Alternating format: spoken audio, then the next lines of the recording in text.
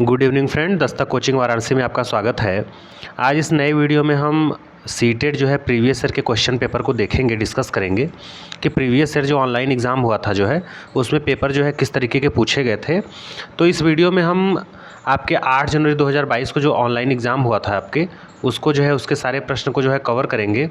और उसमें हम मैथमेटिक्स के जो है आपको पता है जैसा कि सिलेबस कि 30 क्वेश्चन आपके CDP से है, बाल विकास से, 30 आपके हिंदी है, 30 आपका इंग्लिश होता है, 30 आपका संस्कृत होता है। जो लैंग्वेज वाले होते हैं हिंदी संस्कृत लेते हैं या फिर हिंदी इंग्लिश लेते हैं, तो वो तो उसमें से एक हो जाएगा। उसमें 30 आपका प्राइमरी में आपका EVS पूछता है, 30 जो है मैथ पूछता है। तो उसी में हम जो है इस वीडियो में केवल 30 प्रश्न जो है आपके मैथमेटिक्स के देखेंगे कि कैसे जो है प्रीवियस ईयर में पूछे गए थे और उनका तरीका क्या था। तो चलिए देर न करते हुए वीडियो को शुरू करते हैं ताकि वीडियो काफ़ी लंबा ना हो। तो चलिए देखिए, हम आ चुके हैं जो है क्वेश्चन पे, जो है मैथमेटिक्स के जो सेक्शन पे 31 क्वेश्चन जो है यहाँ से स्टार्ट है आपका।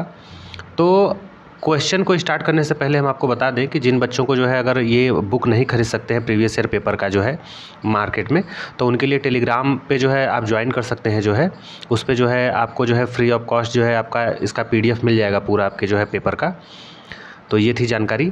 तो चलिए शुरू करते हैं क्वेश्चन को सॉल्व करना कि देखिए क्वेश्चन कैसे पूछे गए हैं। 15 क्वेश्चन आपका पेडागोजी से रहेगा, 15 आपका जनरल मैथमेटिक्स से रहेगा, ठीक है। तो देखिए पहला क्वेश्चन पूछा गया था आपसे कि निम्नलिखित में से कौन आंकड़ों के आलेखीय जो है निरूपण के लिए प्रयोग नहीं किया जाता।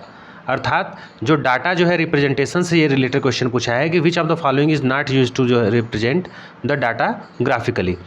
क्या पाई जो है ये आपका चित्र आरेख है, जो है पाई चार्ट है, एवरेज है, हिस्टोग्राम है, इसमें से क्या होगा। तो देखिए आपको ये पता होना चाहिए कि किसी भी डाटा को रिप्रेजेंट करने के लिए, जैसे आप कभी कभी देखे होंगे कि इस तरीके से एक लाइन होती है, ये ग्राफ की तरह होता है। एक आप देखे होंगे कभी कभी कि इस तरीके से जो भी है यहाँ पे भी डाटा का रिप्रेजेंटेशन होता है इस तरह से, कभी कभी ऐसे देखे होंगे आप, है कि नहीं। तो एक तो ये तरीका हो गया, हिस्टोग्राम है, ये देखिए ये है। और एक आपका देखते हैं ये पाई चार्ट जैसे इस तरह से होता है। इसमें कभी कभी आपको दे देगा कि जैसे इतना % भोजन पे खर्च, जब आप लगाएंगे मैथमेटिक्स वगैरह या किसी भी रीजनिंग वगैरह में, तो ऐसे देखिए बना के देता है एक सर्कल में, ठीक है। तो ये सब क्या करते हैं, डाटा को रिप्रेजेंट करते हैं, दिखाते हैं, किस में, आलेखीय रूप में, ग्राफ के माध्यम से। तो इसमें देखिए ये चित्रालेख हो जाएगा, पाई चार्ट हो जाएगा, आयत चित्र हो जाएगा, लेकिन औसत क्या होगा, नहीं होगा। तो यही हमारा नहीं पूछा था, तो जो निगेटिव है उसी को हमने जो है इसका राइट आंसर हो गया ये। तो क्या हो जाएगा, औसत। यहाँ पे आप देख रहे हैं इसका डिस्कशन भी किया गया है। नेक्स्ट क्वेश्चन देखते हैं। अगला क्वेश्चन पूछ रहा है 32 नंबर कि श्याम के पास जो है एक आयताकार कागज़ था। क्या था, आयताकार कागज़, जिसकी लंबाई 16 सेंटीमीटर और चौड़ाई कितनी थी, 8 सेंटीमीटर। फिर उसने जो है कागज़ को मोड़ करके एक वर्ग बना दिया, स्क्वायर बना दिया। रैखिक सममिति अर्थात लाइन ऑफ सिमेट्री पूछा है कि मोड़ने के बाद जो है उसमें क्या बदलाव होगा। तो आप ध्यान से समझिएगा। देखिए एक रेक्टेंगल है इस तरीके से, ठीक है, उसकी जो लेंथ है वो 16 सेंटीमीटर है और जो इसकी चौड़ाई है वो 8 सेंटीमीटर है। आपको पता होना चाहिए कि जो ये आपका आयत होता है, रेक्टेंगल होता है, इसके आमने सामने की भुजाएं क्या होती है, बराबर होती है। अगर ये 8 है तो इसके साथ ये भी 8 होगा, ये 16 है तो ये भी 16 होगा। और इसके चारों जो एंगल होते हैं वो क्या होते हैं, वो भी आपस में क्या होते हैं, बराबर होते हैं। अर्थात 90 डिग्री का ये चारों होते हैं। ये प्रॉपर्टी आप जानते होंगे, आई होप। अब देखिए इसमें कह क्या रहा है कि यही इतना इसके पास क्या है, कागज़ है, किस माप का, 16 सेंटीमीटर लंबा और 8 सेंटीमीटर चौड़ा। अब वो कर क्या रहा है श्यामा कि इसको मोड़ दे रहा है, फोल्ड कर दे रहा है। और जब फोल्ड करा तो स्क्वायर में चेंज हो जा रहा है। कैसे स्क्वायर में चेंज होगा, आप देखिए अगर इस पे से बीचों बीच अगर हम मोड़ दें, ये चीज़ बीचों बीच अगर हम मोड़ दें तो क्या एक स्क्वायर नहीं बनेगा, बताइए बनेगा कि नहीं बनेगा। देखिए ये 8 सेंटीमीटर का है ही, ये 16 था तो इसका आधा कितना हो जाएगा, 8 ये भी हो जाएगा, 8 ये भी हो जाएगा, 8 ये भी हो जाएगा। तो ये भी 8, ये भी 8 और ये भी 8। जब चारों भुजाएं बराबर तो स्क्वायर हो गया, आपका वर्ग हो गया। तो यहाँ तक क्वेश्चन का आपका जो है आंसर नहीं आ जाएगा। अब इसके आगे ये पूछा है कि जब ये वर्ग में चेंज कर दिया है तो इसमें रैखिक सममिति की संख्या कितनी हो जा रही है? क्या 1 बढ़ जा रही है, क्या 1 घट जा रही है, या 2 बढ़ जा रही है, या फिर 2 घट जा रही है? अब जब आपको ये पता होगा कि रैखिक सममिति होता क्या है, लाइन ऑफ सिमेट्री क्या होता है, तो ये काफ़ी सिंपल है। तो चलिए आपको हम दिखाते हैं।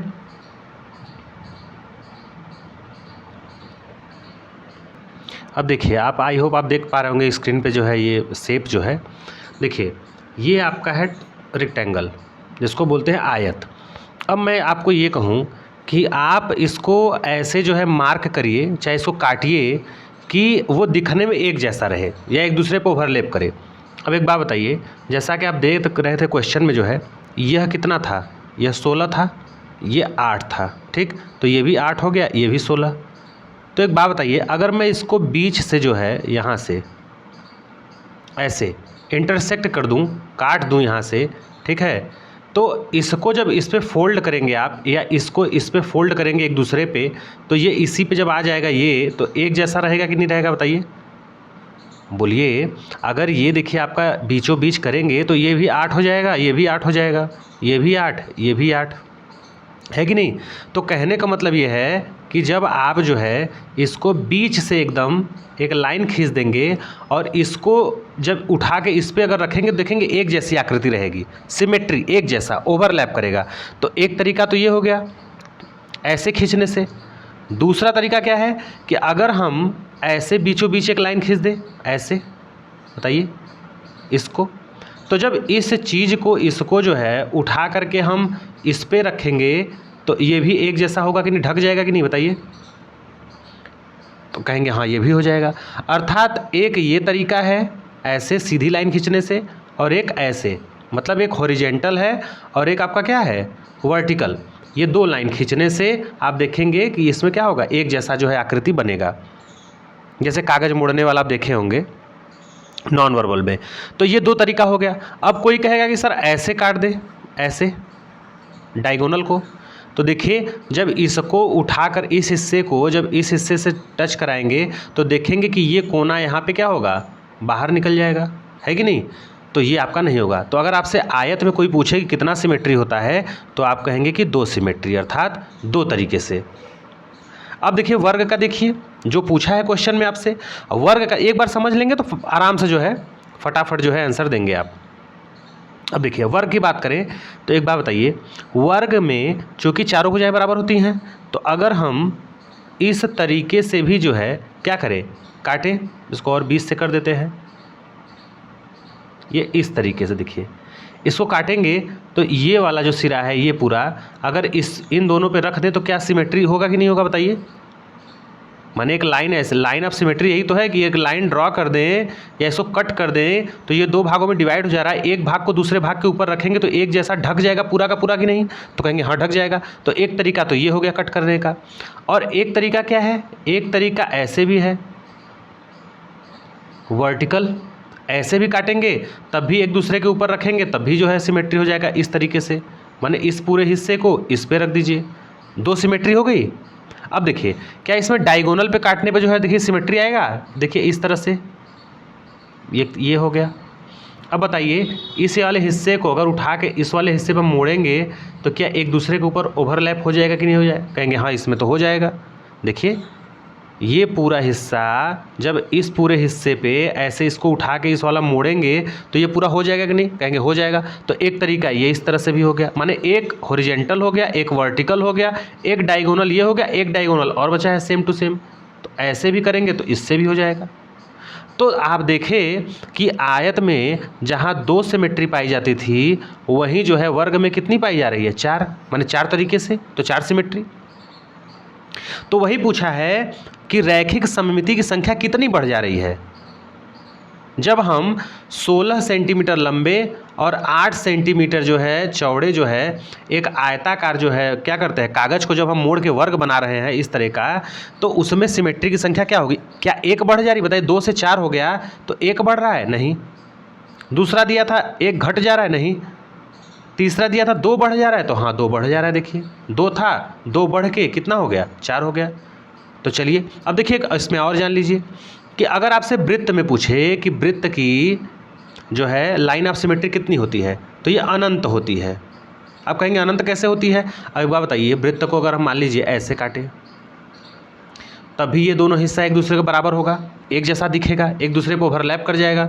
ये वाला हिस्सा उठा के जो है इस पर रख देंगे, तो आप अगर ऐसे काटेंगे तब भी देखिए इस तरह से, मतलब कई तरह से एक तीली देखे होंगे साइकिल गाड़ी का, तो ऐसे चाहे जितना भी करेंगे, जितने पार्ट में डिवाइड करेंगे, एक दूसरे पर ओवरलैप करने पे क्या होगा, वो एक सिमेट्री का रूप ले लेता है। तो अगर वृत्त में कोई पूछे तो इनफाइनाइट या अनंत। और क्या है, अगर आपसे देखिए षष्ठभुज पूछे 6 भुजाओं वाले में, तो उसमें 6 हो जाएगा। पंचभुज में पूछे तो 5 सिमेट्री होती है। आपका जो है इसमें सेमी सर्कल अगर आपसे पूछे कि सेमी सर्कल में कितना पाया जाता है, तो आप कहेंगे 1 पाया जाता है ऐसे करने पे, ठीक है। स्क्वायर में आपका 4 हो ही गया और सर्किल में इनफाइनाइट। तो चलिए क्वेश्चन की तरफ चलते हैं सीधे। तो इस तरह से आप देख रहे हैं कि हमारा ऑप्शन जो है सी क्या हो जाएगा, सही हो जाएगा, क्योंकि 2 संख्या क्या हो जा रही है, बढ़ जा रही है। चलते हैं नेक्स्ट क्वेश्चन की तरफ। अगला क्वेश्चन देखिए हमारा पूछ रहा है आपका कि राधा के पास एक आयताकार क्या है, कार्ड है। तो राधा के पास क्या है, एक आयताकार कार्ड है। तो आयताकार देखिए बना लिए, ये मान लीजिए आयताकार क्या है, कार्ड है, ठीक। अब कह रहा है जिसकी लंबाई 20 सेंटीमीटर है और चौड़ाई कितनी है, 10 सेंटीमीटर। इतना तो काम आपको करना पड़ेगा। फिर कह रहा है कि रेणु के पास एक वर्गाकार भी कार्ड है, तो वर्गाकार बना ले रहा है आकृति, जैसे जैसे क्वेश्चन में बोल रहा है। जिसकी भुजा 15 सेंटीमीटर है, तो आपको पता है अगर एक भुजा पता चल गई तो चारों भुजाएं आपस में वर्ग की बराबर होती है, तो 15-15 ये भी हो गया। कह रहा है दोनों कार्डों के परिमापों का अंतर क्या होगा। माने पहले कार्ड का परिमाप निकालिए और दूसरे का निकालिए, और दोनों में अंतर यही आपसे पूछा है कितना डिफरेंस है। तो परिमाप बराबर क्या होता है बताइए। परिमाप का मतलब यही होता है कि चारों तरफ की लंबाई, अर्थात चारों तरफ, जैसे चारों तरफ का मतलब ये 4 तरफ से घिरा है ना, तो चारों भुजा को जोड़ दीजिए, यही आपका क्या होगा परिमाप। इसकी भी चारों भुजाओं को जोड़ दीजिए, यही पंचभुज होता, 5 भुजा से जो है घिरा होता, तो आप 5 भुजा जोड़ते। 8 भुजा से होता तो 8 भुजा जोड़ते, है कि नहीं। अब देखिए, अब इसमें दिमाग आपको क्या लगाना है, अगर आपको जैसे आता है। अब आपको पता है कि जो आयत होता है उसके आमने सामने की भुजाएं बराबर होती हैं, तो अगर ये 20 है तो ये भी 20, ये 10 है तो ये भी 10, तो अगर जोड़ देंगे तो 20 20 40 और 10 50 10 60। इसका परिमाप कितना आया 60, और इसका कितना आएगा, ये 15 एक है, तो चारों मिला के 15 चौका 60 हो जाएगा। तो भैया 60 ये भी है, 60 ये भी है, तो दोनों का डिफरेंस कितना है, कुछ भी तो नहीं है, 0 है। नेक्स्ट क्वेश्चन पे चलते हैं। तो देखिए ऐसे ऐसे क्वेश्चन आपके पूछे गए हैं 34 नंबर क्वेश्चन पे। देखिए 34 नंबर क्वेश्चन दे रहा है आपको कि नीचे दिए गए विकल्पों में से वृत्त के पार्ट को चुनना है, भाग को चुनना है कि एक वृत्त में जो है कौन कौन से पार्ट होते हैं। तो देखिए अगर एक सर्कल हम ड्रा करें, ये सर्कल हो गया।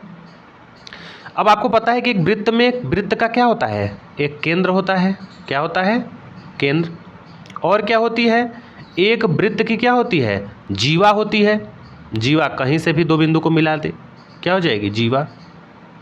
वृत्त का क्या होता है, एक जो है व्यास होता है, और व्यास जो होता है वो केंद्र से होके जाता है, तो मान लिया कि ये उसका क्या हो गया, एक व्यास हो गया। और क्या चीज़ें हैं, वृत्त की क्या होती है, एक परिधि होती है। क्या हो गई, परिधि। तो देखिए इसमें परिधि आ गया, व्यास आ गया, केंद्र आ गया, जीव आ गया, और क्या बचा है, जो ये केंद्र से भुजा पे मिलाने वाली रेखा, इसको हम त्रिज्या बोलते हैं, आर से दिखाते हैं त्रिज्या। एक ये भी शब्दावली है। तो यही पूछा है कि वृत्त के भाग को चुनिए, किसमें ये सब चीज़ें हैं। तो देखिए त्रिज्या है, होता है ठीक, केंद्र होता है वृत्त का, व्यास होता है, लेकिन इसमें कोण नहीं, ये लक्षण नहीं है। परिधि होती है, त्रिज्या होता है, हाँ वृत्त का कहीं कहीं जो है क्षेत्रफल, लेकिन इसमें इसका भाग पूछा है कि क्या निकाला जाता है, ये नहीं पूछा है। इसके पार्ट कौन कौन से हैं, जैसे आपके शरीर का, अब बताइए शरीर में हाथ है, पैर है, सर है कि नहीं। तो आपसे यही पूछा, अंग पूछा, ये नहीं पूछा कि आप साइकिल चला लेते हैं कि गाड़ी चला लेते हैं, आपसे ये नहीं पूछा है, आपसे पार्ट पूछा है उसका। तो देखिए एक तो परिधि हो गया पार्ट, क्या भुजा है तो भुजा पार्ट नहीं होगा, त्रिज्या नहीं होगा, क्षेत्रफल नहीं होगा, त्रिज्या होगा आपका, ठीक। तो यहाँ कट हो जाएगा, सभी सही होना चाहिए। त्रिज्या होती है, जीवा होता है, ठीक है, और इसमें जो है भुजा नहीं होती है, तो ये जो है आपका कट हो जाएगा। डी देख लेते हैं जो सबसे सही आंसर है। परिधि है, उसमें देखिए केंद्र है, त्रिज्या और व्यास होता है। त्रिज्या जो है क्या होता है, व्यास का आधा होता है। तो इस तरह से हमारा सबसे अच्छा आंसर क्या हो जाएगा, डी हो जाएगा। चलते हैं नेक्स्ट क्वेश्चन की तरफ। 35 नंबर देखिए, 35 नंबर क्वेश्चन क्या कह रहा है कि इफ़ मीटा जो है वॉक 16 किलोमीटर इन 1 आवर, अर्थात यदि मीता 1 घंटे में 16 किलोमीटर चलती है या दूरी तय करती है, तो वह 210 मिनट में कितना दूर तय करेगी। How much distance will be travel जो है इन जो है 210 मिनट, 210 मिनट में। अब देखिए सीधा सीधा फंडा है, 1 घंटे में 16 किलोमीटर जा रही है ना, 1 घंटे में कितना जा रही है, 16 किलोमीटर। कितना सिंपल कैलकुलेशन है। इसको 60 लिख सकते हैं कि नहीं, 60 मिनट लिख सकते हैं। 60 मिनट में कितना, 16 किलोमीटर। तो बताइए 210 मिनट में, 210 मिनट में कितना जाएगा। तो भाई 60 मिनट में 16 तो 210 मिनट में, तो कहेंगे कि सीधे सीधे हो जाएगा 16/60 अगुड़े 210। काट दीजिए इसको, कितना आ जाएगा। इसको आप हल करेंगे तो आ जाएगा 56 किलोमीटर। भाई 3 7 21, 3 दूनी के 6, 2 8 16, 8 7 56 आ जाएगा। तो हमारा राइट आंसर क्या हो जाएगा, बी सही हो जाएगा। चलते हैं नेक्स्ट क्वेश्चन की तरफ। देखिए अगला क्वेश्चन हमारा कह रहा है, छोटा कर लेते हैं थोड़ा इसको हम। देखिए इंग्लिश में भी देख लीजिएगा, हिंदी में भी दिया है इसमें सीधे सीधे।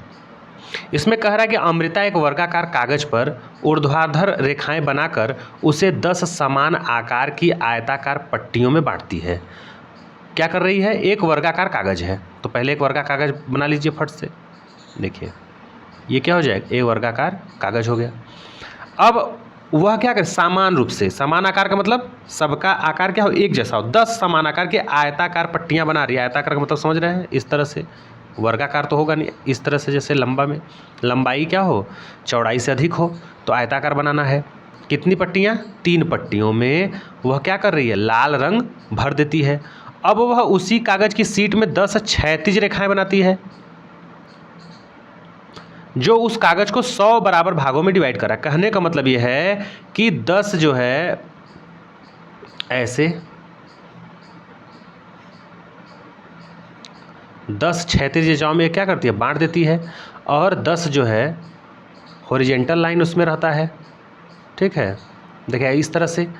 और इसमें जो है 3 पट्टियों में लाल रंग भर देता है। 3 पट्टियों को मतलब जैसे एक ये हो गया, 2 हो गया, 3 हो गया। आप नीचे देखे होंगे तो शायद इसमें बना भी है, देखिए हाँ ये चीज़, ये देखिए इस तरह से। ये इस प्रकार से ये टोटल 100 खाने हैं। 10 1 2 3 ऐसे करके 10 है, इधर नीचे भी 10 10 में 100, ये टोटल कितने हैं, 100 ब्लॉक हैं।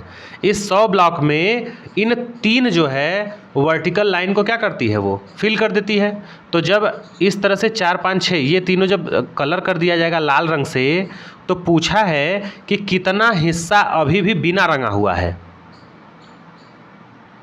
तो एक बात बताइए, अगर टोटल 100 ब्लॉक है टोटल, इसमें से कितना रंगा जा चुका है, कितना ब्लॉक, तो कहेंगे कि सर ऊपर एक लाइन में देखिए हॉरिजॉन्टल लाइन में 3, तो 10 लाइन है तो 30 10 में 30।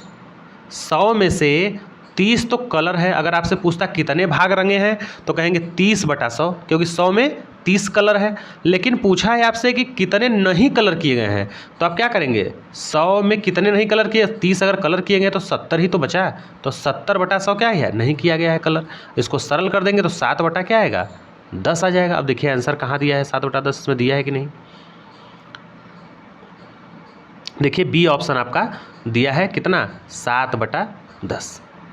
तो ये आपके मेमोरी बेस पे है पूरा सीटेट का एग्ज़ाम। ये टेट से जो है काफ़ी थोड़ा अलग है। आगे क्वेश्चन देखते हैं। देखिए आगे क्वेश्चन दिया है कि बिंसी जो है प्रतिदिन लगभग 3 घंटे अखबार पढ़ती है। रोज़ कितना पढ़ती है अखबार, 3 घंटे। आज उसने 2 घंटे 55 मिनट ही क्या किया, अखबार पढ़ा, 5 मिनट कम पढ़ा है। तो उसने कितने सेकंड अखबार पढ़ा, कितने सेकंड कम नहीं पूछा है, टोटल सेकंड पूछा है कि कितने सेकंड तक वो अखबार पढ़ी। अर्थात सीधे सीधे 2 घंटे 55 मिनट को आपको क्या करना है, सेकंड में बदल देना है। और आपको पता है कि 1 मिनट में 60 सेकंड होते हैं। ठीक, और 1 घंटे में अगर आपसे पूछे तो 60 गुणे 60 कर देते हैं, है कि नहीं। तो 2 घंटे को अगर आपको सेकंड बदलना है तो 2 गुणे 60 गुणे 60, ये 2 घंटा हो गया, प्लस कितना बचा 55 मिनट, तो 55 गुणे 60 कर देंगे और इसका आपका आंसर आएगा 10,500। तो हमारा राइट आंसर क्या हो जाएगा, बी हो जाएगा। इससे आपको अंदाजा लग जा रहा है कि कैसा क्वेश्चन पूछा गया है। अब चलिए 38 नंबर क्वेश्चन की तरफ चलते हैं। 38 नंबर क्वेश्चन पूछा है कि इनमें से कौन सा एक पूर्ण घन है। घनमूल नहीं पूछा है, घन पूछा है। तो आपको पता है कि सीधे सीधे सी ऑप्शन सही हो जाएगा। 4 का घन कितना होता है, 64 होता है आपका, सीधे सीधे। तो कुछ हल्के भी क्वेश्चन और है इसमें। 39 क्वेश्चन क्या पूछ रहा है कि कार्तिक रात में 10 बजे सोकर उठता है। 10 बजे से लेकर के 6 बजे तक क्या करता है, सोता है। वह दिन का 1/8 भाग खेलने पर और 1/6 भाग पढ़ने में व्यतीत करता है। तो वह दिन का कितना भाग जो है अन्य गतिविधियों में क्या करता है, व्यतीत करता है। अब एक बात समझिए, पूरे दिन में मिला के होते हैं 24 घंटे, ठीक। कितने घंटे, 24 घंटे। अगर इसको हम 4 पार्ट में डिवाइड करें तो 8-8 घंटा आएगा कि नहीं आएगा, बताइए। 8 तरीका जो है 24 और 8 चौका 32, ठीक। तो ये देखिए 24 हो जाएगा तो 6-6 घंटे का होगा, 8 नहीं होगा, 6 होगा इसमें, ठीक। 6 घंटा ये, 6 घंटा ये, 6 घंटा ये, 6 घंटा ये। अब देखिए 10 से 6 ये सोता है, 10 बजे रात से लेकर सुबह 6 बजे तक। तो ये कितना घंटा सोया बताइए। तो कहेंगे कि सर ये 10 से लेकर 6 बजे तक अगर ये सो रहा है तो टोटल ये 8 घंटा तो सो रहा है। कितना, 8 घंटे। 24 घंटे में 8 घंटा ये क्या कर रहा है, सो रहा है। और क्या कर रहा है, कितना खेल रहा है, 1/8। तो किसका, दिन का, दिन माने 24 घंटे का। तो 24 घंटे का जब 1/8 निकालेंगे तो 8 तरीका 24 अर्थात 3 घंटे। 3 घंटे ये खेलने पे दे रहा है। और 1/6 का मतलब 6 चौके 24, भाई 24 का 1/6 कितना हो जाएगा, 6 चौके 24, 4 घंटे। 4 घंटे पढ़ने पे। तो कितना भाग वो अन्य गतिविधियों में है बताइए। तो देखिए कुल मिला के 8 घंटा सोने पे, ठीक है, 3 घंटा खेलने पे और आपका 4 घंटे जो है पढ़ने पे दे रहा है। तो 4 3 7 और 8 7 कितना हो जाएगा, 15 घंटा। तो ये 15 घंटा कुल मिला जुला के पढ़ने, खेलने और सोने में बिता रहा है। कितने में से, 24 घंटे में से 15 घंटा। तो अगर आपसे ये पूछता कि कितना घंटा वह सोने, पढ़ने और खेलने में व्यतीत करता है तो 15/24 भाग कहते हैं आप, क्योंकि 24 में 15 आपका क्या कर रहा है, इन सब गतिविधियों में लिप्त है। लेकिन आपसे पूछा अन्य गतिविधियों में, तो जो बचा है समय है, तो भैया ये बताइए कि 24 घंटे में से 15 घंटा अगर इधर दिए हैं तो बचा कितना। तो 15 10 25 अर्थात 9/24। भाई 9 घंटे तो बचेगा, 15 घंटा इधर लग जाए तो कितना बचेगा, 9 घंटे बचेगा। किस में से, 24 में से।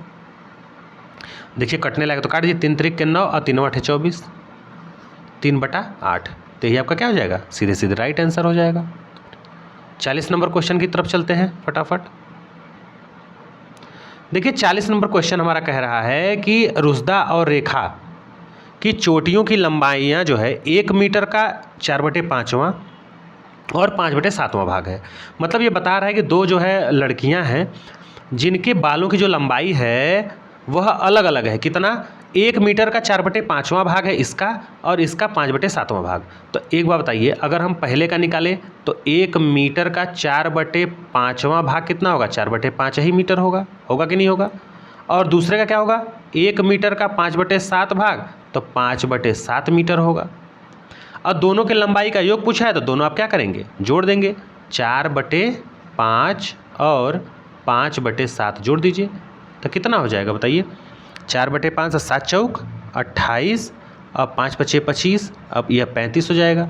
तो जोड़ेंगे तो 8 5 13 और 2 2 4 1 5, 53/35 आ जाएगा। ठीक है, अब इसी को आप क्या करेंगे, हल कर देंगे। तो 35 से भाग लेंगे तो 35 से कम 35 और 35 10 45 और आपका ये हो जाएगा 8, सीधे सीधे 18। तो एक सही 18/35। इस तरह से हमारा राइट आंसर क्या हो जाएगा, बी बॉल हो जाएगा। तो आपको आइडिया लग जाएगा कैसा कैसा क्वेश्चन इसमें देखिए पूछा है। 41 नंबर क्वेश्चन की तरफ चल रहे हैं फटाफट जो है आपके। देखिए सारा लॉजिकल क्वेश्चन है एकदम। दिया है कि ये आपको एक वैल्यू दिया हुआ है 10 माइनस 10 फिर प्लस 10 फिर माइनस 10 फिर प्लस 10, माने 10 में एक बार माइनस 10 किया है, फिर एक बार 10 जोड़ रहा है, फिर घटा रहा है 10, फिर जोड़ रहा है। तो पूछ रहा है कि इस तरह से यदि पदों की संख्या सम हो तो वैल्यू क्या होगा। भाई एक बात बताइए, सम का मतलब क्या है कि जैसे देखिए ये 1 2 3 4 5 6 करके डॉट डॉट डॉट ऐसे ही सीरीज चल रहा है। तो अगर हम ये कहें कि 10 माइनस 10, ये तो सम पद है, एक पद दो पद, तो ये दो क्या है, सम पद हो गया। तो ये तो आपस में कट जाएंगे, कितना आ जाएगा 0। अगर हम ऐसे एक और सम पद लेते हैं, मान लीजिए 10 माइनस 10 फिर प्लस 10 फिर माइनस 10, देखिए एक पद हो गया, दूसरा का पद हो गया, तीसरा चौथा। ये देखिए सम संख्याओं में अगर पदों की संख्या है तो कितना वैल्यू आएगा, ये इससे कट जाएगा, ये इससे कट जाएगा, अर्थात दो जोड़ा आपस में कट जा रहा है, तो इसका मतलब सम संख्या होगा, तो इसकी वैल्यू कितनी आएगी 0। और ये अगर विषम पूछता तब क्या करते आप, विषम का मतलब क्या, अगर 10 माइनस 10 और फिर प्लस 10 रहता तब क्या होता, तब कहते ये आपस में दो कट जाएगा, 10 ही बचेगा। तो विषम रहता है तो 10 बचता, सम है तो 0। इस तरह से भी क्वेश्चन देखिए पूछे गए हैं ऑनलाइन एग्जाम में। अब देखिए इसमें क्या दिया है कि पूछा है आपसे कि विभिन्न गांव में किसानों की एक दिन की मजदूरी नीचे दी गई। अब देखिए यहाँ पे गांव दिया है, एक गांव का नाम क्या है, ए है, गांव का नाम बी है, सी है, डी है, 4 तरह के गांव है, उसका नाम ABCD रखा है। और ए जो वाला गांव है, जो जिस गांव का नाम ए है, वहाँ पे अगर कोई व्यक्ति काम करेगा तो उसको 185 रुपये एक दिन की मजदूरी मिलेगी। बी में करेगा तो 125 रुपये मिलेगा, सी में करेगा तो 93 रुपया, और डी में करेगा तो 87 रुपये। तो कह रहा है कि जो जगत है वह गांव ए में 105 दिन तक काम करता है। तो भैया ए गांव में काम करेंगे अगर आप तो 185 रुपया पर डे है एक दिन का, और ये कितना दिन काम कर रहा है, 105 दिन काम कर रहा है, तो भाई इसको कुछ पैसा मिलेगा इसमें गुणा करके। और क्या है, रेनू गांव सी में काम कर रही है, तो जब सी में काम करेगी तो यहाँ पर डे 93 रुपया है, और कितने दिनों तक, 180 दिनों तक कर रही है, तो इसका भी कुछ आमदनी होगा। तो पूछा है कौन ज़्यादा रुपए कमाता है और कितने।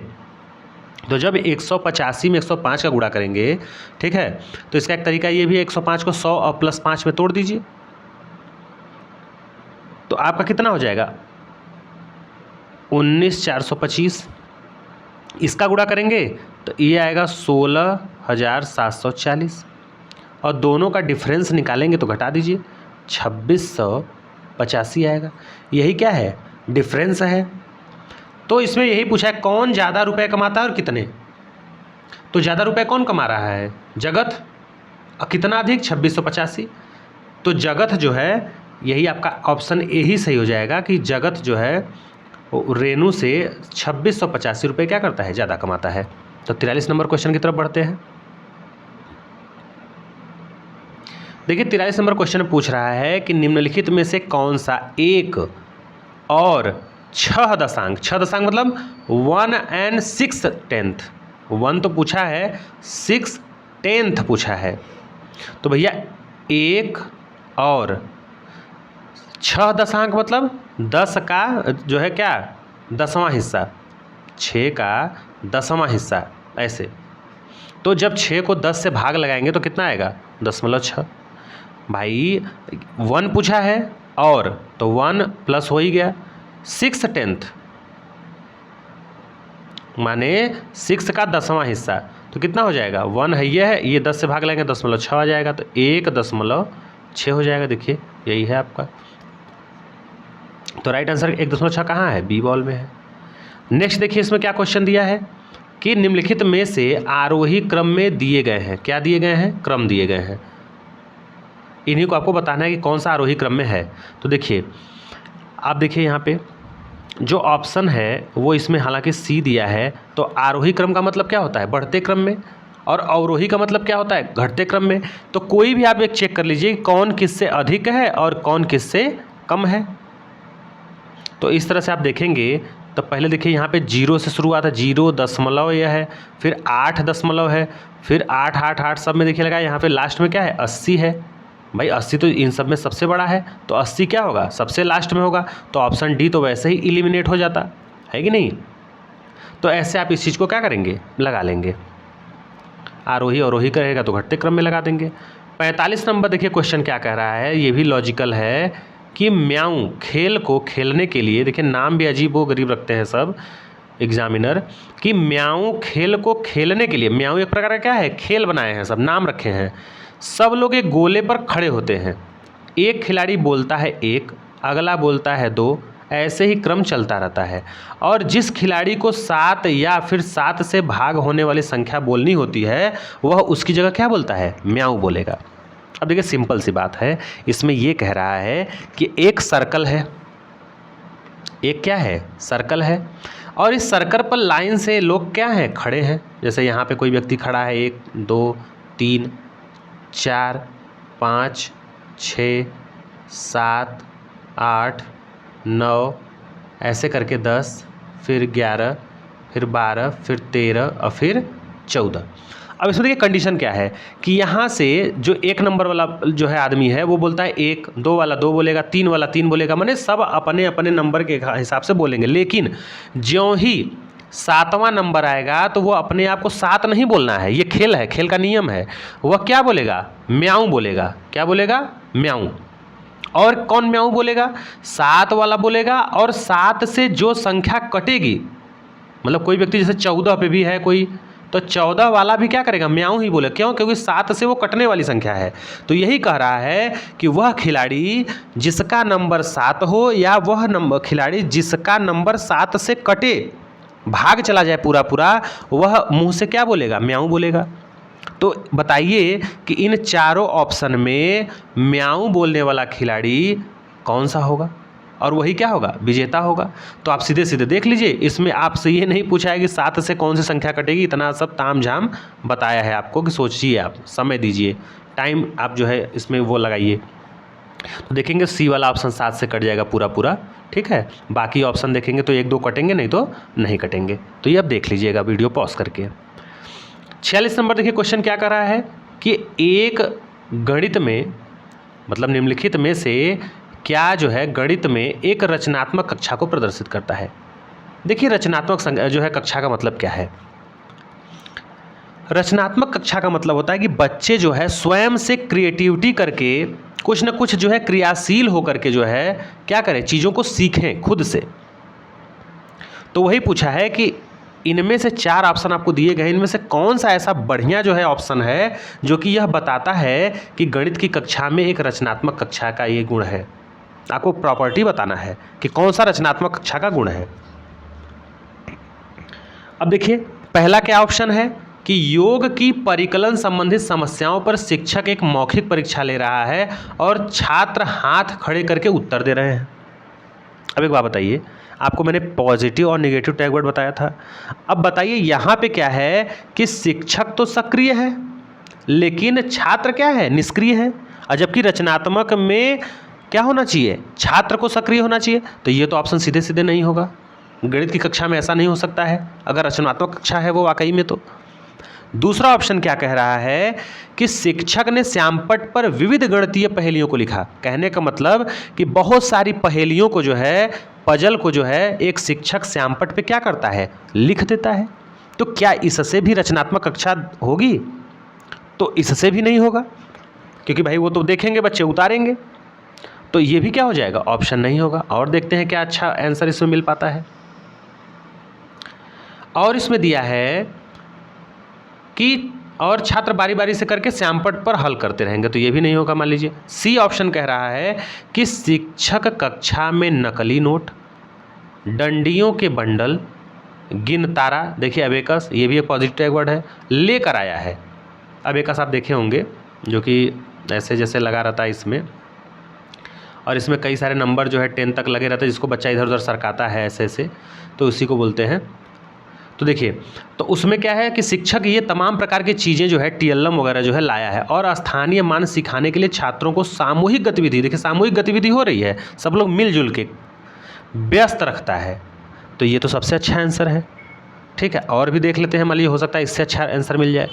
शिक्षक स्थानीय मान सिखाने के लिए डिंस ब्लॉक के उपयोग को क्या करता है, प्रदर्शित करता है, और छात्र दिए गए अनुदेशों के चरणों को लिखने में व्यस्त है। देखिए लिखने में व्यस्त, ये तो आपने आप में ही निगेटिव टैग वर्ड है, तो ये सीधे सीधे कट हो जाएगा। तो हमारा राइट आंसर क्या निकल के आएगा, सी निकल के आएगा। और चलिए देखिए अगला क्वेश्चन क्या है कि NCERT के अनुसार कक्षा 3 के जो शिक्षार्थी हैं, जो बालक हैं, उनमें कौन सा एक अधिगम प्रतिफल नहीं हो सकता है। मैथमेटिक्स जो है एमोंगेस्ट ग्रेड 3 जो है लर्नर जो हैं, उनमें क्या नहीं हो सकता है, लर्निंग आउटकम्स। हाथ की बालिस्त, जिसको बित्ता बोलते हैं, कि हाथ से जो है पतंग की डोरी की लंबाई मापना, क्या ये। दूसरा है दर्शाना कि 2 गुणे 4 और 4 गुणे 2 एक ही समान है, क्या ये है। तीसरा है कि शब्द या फिर इबारती समस्या, यदि एक चॉकलेट की कीमत इतनी रुपये है तो 3 चॉकलेट की कीमत क्या होगी, इसको हल करना। या फिर 1/2 और 1/3 को हल करना। इसमें से कौन सा कक्षा 3 के जो है बालक के लिए नहीं हो सकता, बाकी हो सकता है, बताइए, आंसर दीजिए, इसका क्या होगा। तो ये जो है, ये तो ठीक है, हाथ से मापेंगे, ये सही है, ये भी है, ये भी है, इससे कहीं ना कहीं क्रिएटिव। लेकिन कक्षा 3 के बालक को आप भिन्न जो है इसको हल करने के लिए देंगे तो ये जो है अधिगम का प्रतिफल क्या है, नहीं हो सकता है।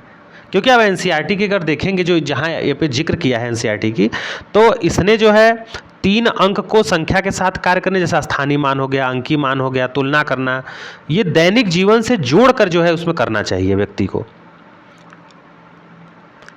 और बच्चे में 2D आकृति की समझ विकसित करना, रेंज चार्ट और साधारण बिल बनाना, ये सब चीज़ें इसको जो है उसमें सिखाता है।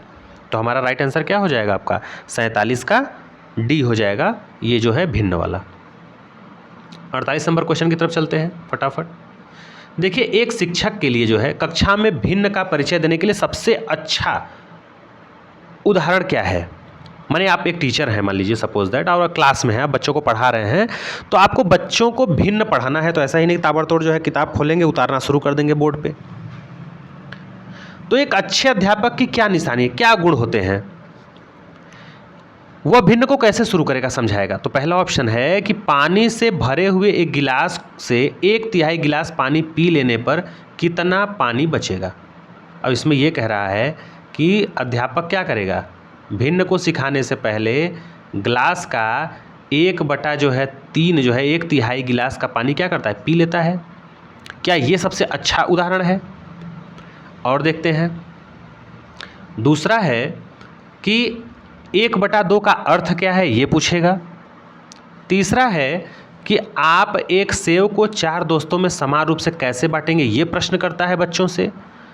और चौथा है कि यदि किसी व्यक्ति को एक कार्य को पूरा करने में 10 दिन लगते हैं तो 1 दिन करने में कितना कार्य पूरा करने में कितना समय लगेगा, या 1 दिन में कितना कार्य पूरा होगा। ये माने चारों ऑप्शन में सबसे अच्छा ऑप्शन क्या है कि एक टीचर के दृष्टिकोण से कि वो कक्षा में भिन्न का पाठ पढ़ा रहा है, ग्लास का 1/3 पानी पी गया, जो बचा उसके माध्यम से, या सीधे 1/2 का अर्थ।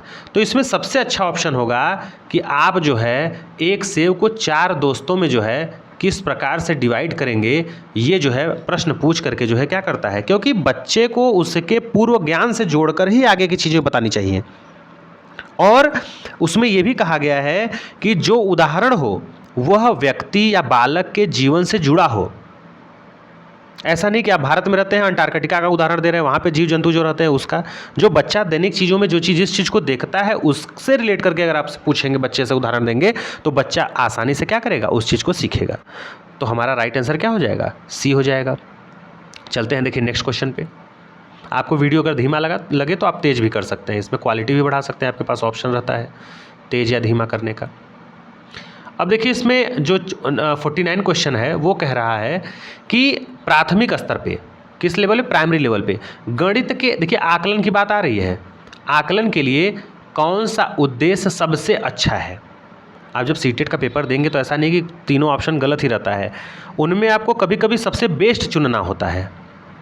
पहला है, देखिए इसमें कि आकलन के लिए क्या है, त्रुटि रहित परिकलन के लिए छात्रों को निरंतर परीक्षाएं।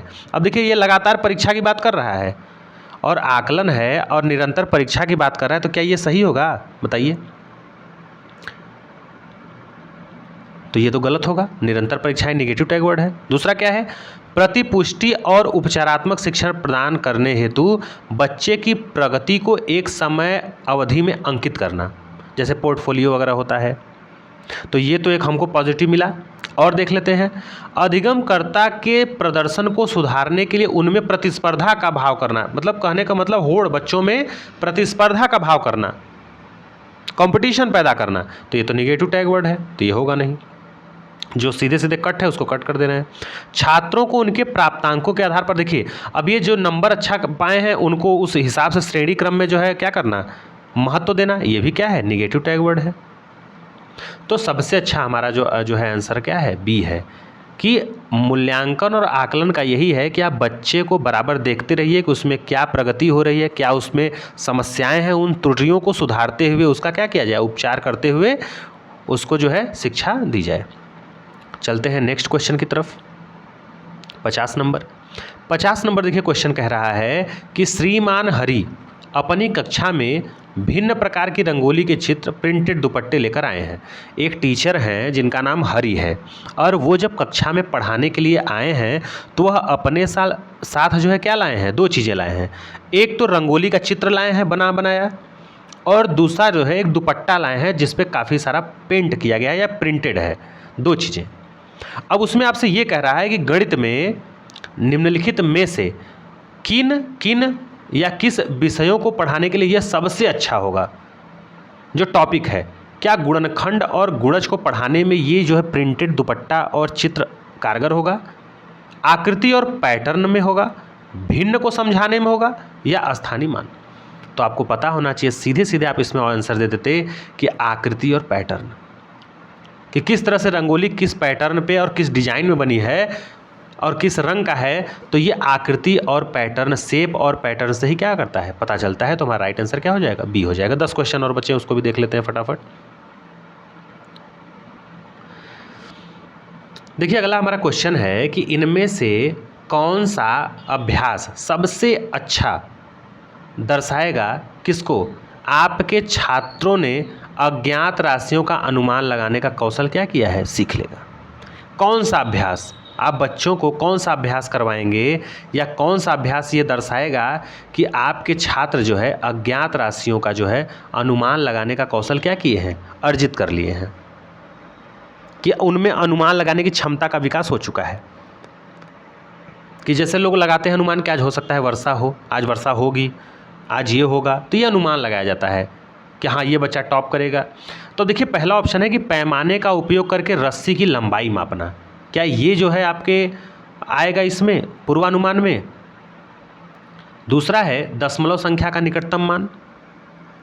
तीसरा है पार्टी आयोजित करने की संभावित कीमत लगाना, कि अगर कोई पार्टी हम आयोजित करें, ऑर्गेनाइज करें, तो उसमें खर्च लगभग कितना आएगा, क्या ये पूर्वानुमान है। या फिर एक वर्ष में रविवारों की संख्या का अनुमान लगाना।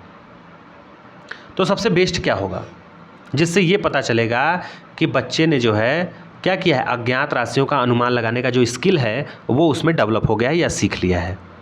तो ये हो जाएगा कि जो पार्टी आयोजित करने में कितना लगभग खर्च गिरेगा, ये चीज़। नेक्स्ट क्वेश्चन चलते हैं 52 नंबर पे। 52 नंबर क्वेश्चन देखिए पूछा था एग्जाम में आपके कि गणित में अवधारणाओं की प्रकृति के बारे में कौन सा कथन सही नहीं है। देखिए नहीं आपको चुनना है, जो गलत होगा। नेगेटिव टैग वर्ड चुनना है, इसमें पॉजिटिव नहीं चुनना है। तो विच of the following is not true about nature of concepts in mathematics. तो क्या नहीं है प्रकृति, गणितीय अवधारणाओं की प्रकृति क्या है, अमूर्त है। तो ये तो सही बात है। गणित में अवधारणाएं रैखिक रूप से व्यवस्थित होती हैं। भाई कोई भी कॉन्सेप्ट है मैथमेटिक्स में तो वो एक समान थोड़ी है, सबके लिए अलग अलग है। तो ये रैखिक थोड़ी होगा, तो अरैखिक होता है। तो ये एक निगेटिव टैग वर्ड है। गणितीय अवधारणाएं प्रकृति से क्या होती हैं, तर्कसंगत होती हैं, जाहिर सी बात है, ये सही बात है।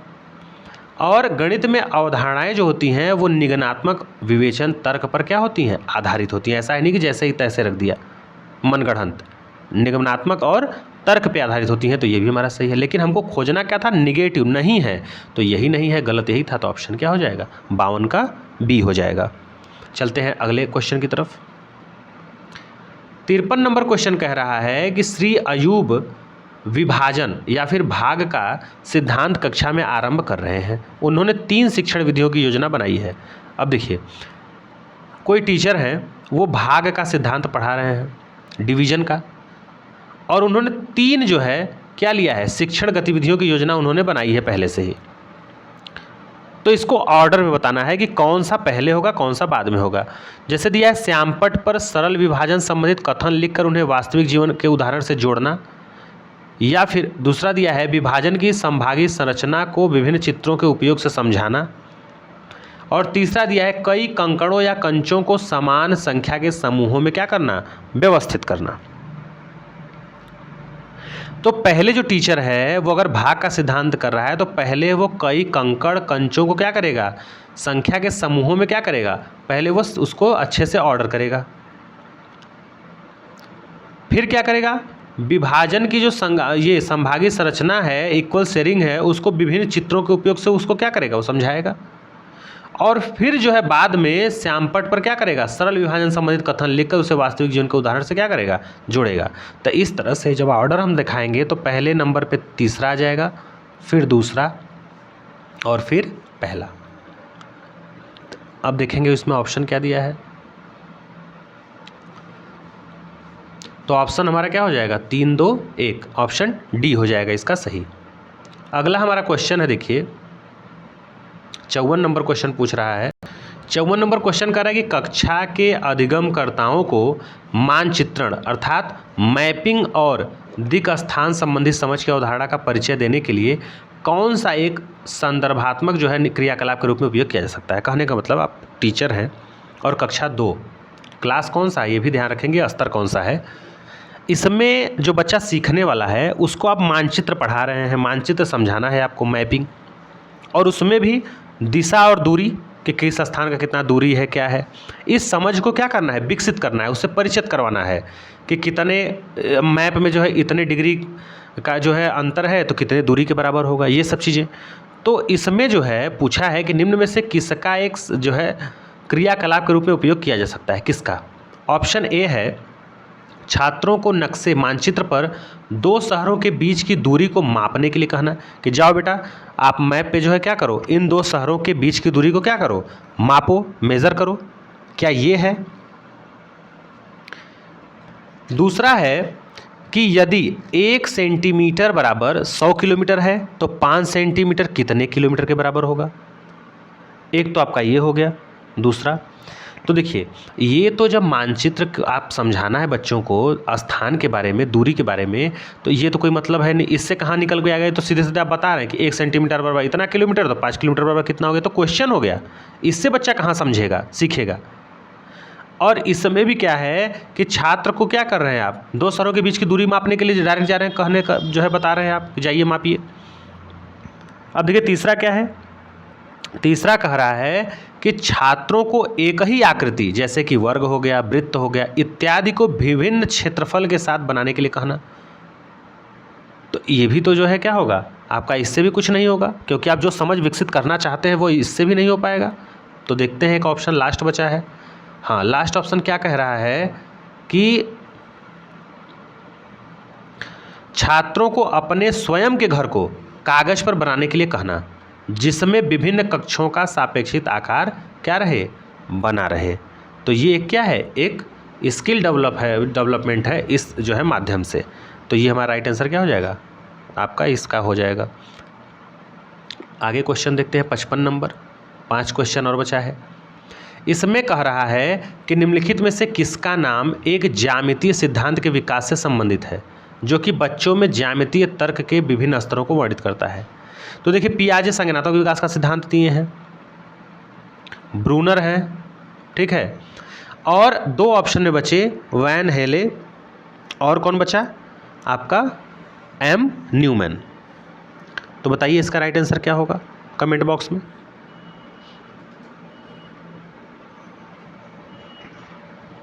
तो इसका जो राइट आंसर हो जाएगा वैन हेले हो जाएगा, क्योंकि ब्रूनर और पियाजे और न्यूमैन ये लोग तो आपके संज्ञानात्मक विकास से संबंधित थे। और जो न्यूमैन थे इन्होंने क्या दिया था, न्यूमैन ने तो गणितीय तर्कणा दी थी, गणितीय तर्कणा। तो राइट आंसर हमारा क्या हो जाएगा, वैन हेले हो जाएगा। 56 नंबर क्वेश्चन की तरफ चलते हैं। 56 नंबर देखिए क्वेश्चन क्या कह रहा है, देखिए ये हमें लगता है एनसीएफ का है क्या, हाँ ये एनसीएफ का क्वेश्चन है। एनसीएफ का क्वेश्चन क्या कर रहा है कि राष्ट्रीय पाठचर्या रूपरेखा 2005 के अनुसार गणित के पाठ्यक्रम का कौन सा एक महत्वपूर्ण उद्देश्य है? भाई कोई भी पाठ्यक्रम है तो एनसीईएफ ने पाठ्यक्रम के बारे में क्या कहा है? मैंने भी जो प्रीवियस वीडियो जो है अपलोड किया हुआ था उसमें पूरा एनसीईएफ वगैरह के बारे में दिया है, आरटीई के बारे में पूरा दिया है, तो उसको आप पढ़ लीजिएगा जाके।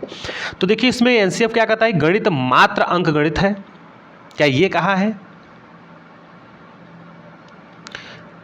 तो ये तो क्या हो जाएगा, ये आपका कहा नहीं है ऐसा कुछ।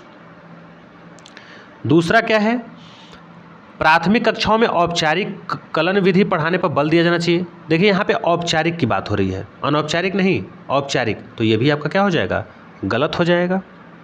तीसरा है, दैनिक जीवन के उदाहरणों की सहायता से गणित को प्रासंगिक बनाइए, रुचिकर बनाइए। तो ये देखिए काफ़ी पॉजिटिव टैग वर्ड है। मैंने पहले भी बताया कि बच्चे को जो उदाहरण दीजिए, जो समझाइए, जो बताइए, वो उसके पहली बात तो पूर्व ज्ञान से रिलेटेड हो और उसके जीवन से जुड़ा हुआ उदाहरण हो, जो वो दैनिक जीवन में देख रहा है, समझ रहा है, चीज़ों को महसूस कर रहा है।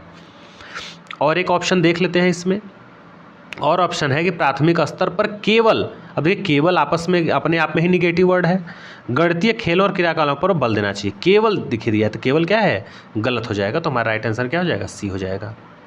नेक्स्ट क्वेश्चन की तरफ बढ़ रहे हैं, जो 57 नंबर क्वेश्चन कह रहा है। देखिए 57 नंबर क्वेश्चन कह रहा है कि किसी बच्चे को ये कहा गया, जोड़ का प्रश्न दिया गया योग का, कि 87 में जो है 16 को जोड़ो।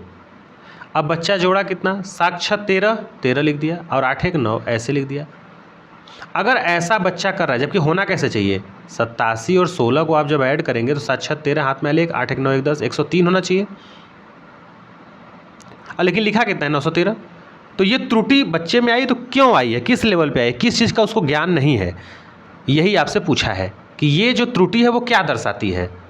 अब इसमें देखिए ऑप्शन देखते हैं तो समझ में आएगा कुछ।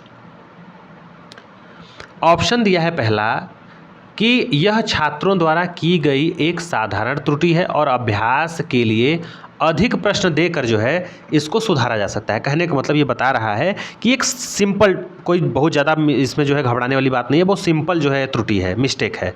इसको जब आप क्वेश्चन दे देंगे बच्चे को ढेर सारा जो एक्सरसाइज करने के लिए, तो वो इससे क्या हो जाएगा, इस त्रुटि को दूर किया जा सकता है।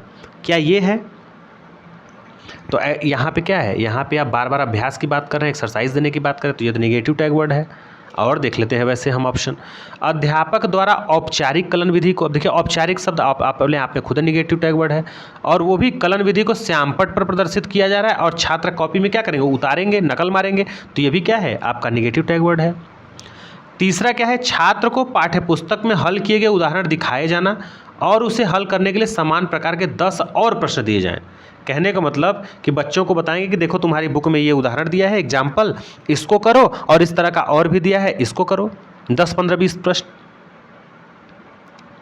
तो ये भी क्या है, गलत है, ऐसे बच्चा नहीं सीखेगा, जो उपयुक्त माध्यम है। और क्या है इसमें, डी ऑप्शन में, कि योग्य अर्थात योग जो है जोड़ने के समय जो है क्या किया जाए, पुनः समूहीकरण और संख्याओं के स्थानीय मान की पुनः जो है समूहीकरण की अवधारणा को सुदृढ़ करने के लिए मूर्त और हस्त कौशल सामग्री का उपयोग किया जाना चाहिए।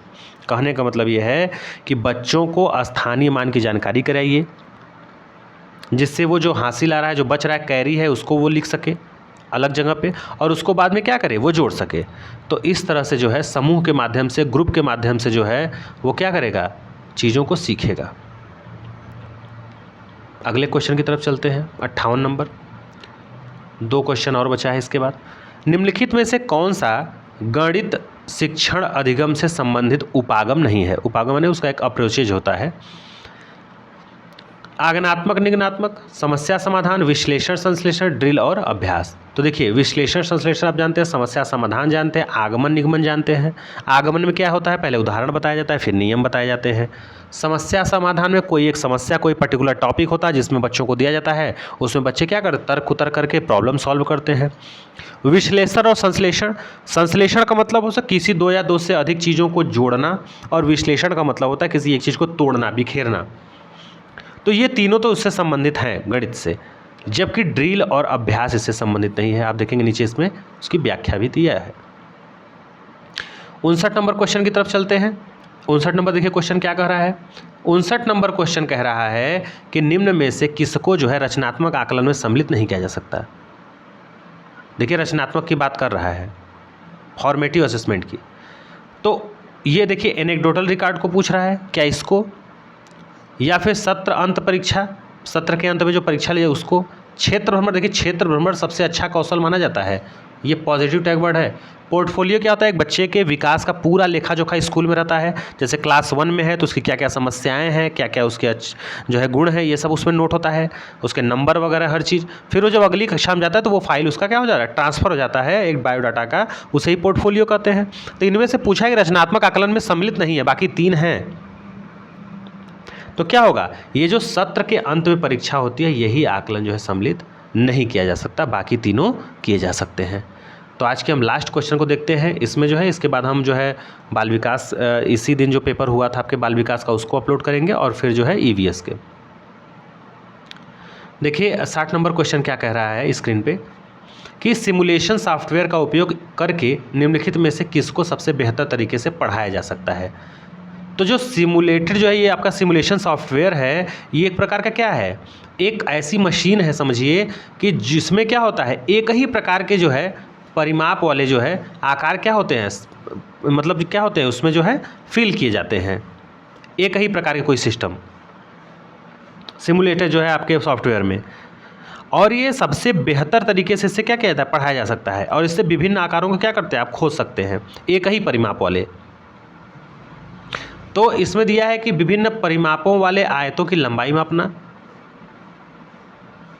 तो ये तो होगा नहीं, क्योंकि विभिन्न जहाँ एक जैसा होगा वहीं होगा। 5 के गुणज पता लगाने के लिए जो है तो ये भी नहीं होगा। एक ही परिमाप देखिए सी वाले में है, तो एक ही परिमाप वाला क्या हो जाएगा, ऑप्शन हमारा सही हो जाएगा सी। तो ये थे 30 क्वेश्चन आपके मैथमेटिक्स के, जो कि 8 जनवरी 2022 को एग्ज़ाम ऑनलाइन हुआ था। तो मिलेंगे नेक्स्ट वीडियो में, जो है इसी दिन जो पेपर हुआ था आपके ईवीएस का, और उसके बाद जो है हिंदी का भी देखेंगे हम, और उसके बाद आपके बाल विकास का। तो चलिए मिलते हैं नेक्स्ट वीडियो में, और आपको कोई सुझाव हो तो कमेंट बॉक्स में ज़रूर जो है बताइएगा, और वीडियो आपको अच्छा लगे तो आप जो है लाइक शेयर सब्सक्राइब करना मत भूलिएगा। तो मिलते हैं नेक्स्ट वीडियो में, तब तक के लिए थैंक यू।